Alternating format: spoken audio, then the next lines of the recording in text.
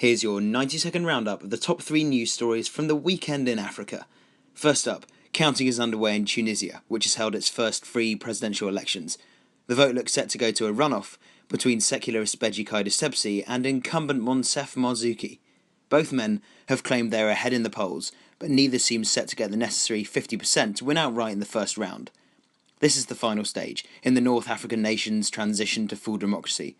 Tunisia kick-started the Arab Spring 3 years ago when it ousted long-time ruler Zine El Abidine Ben Ali.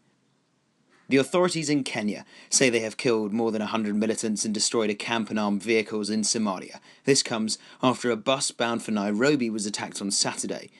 Al-Shabaab militants have claimed responsibility for the ambush of the bus and the killing of 28 non-Muslims who were on board. The militants asked passengers questions about the Quran and shot dead those who could not recite any verses from the Islamic holy book. Finally, in Burkina Faso today on Monday, the first meeting of a new cabinet was scheduled, tasked with steering the country through a transitional period. Former leader Blaise Compaoré was booted out of office late last month after mass protests sparked by his attempt to amend the constitution to extend his 27-year rule.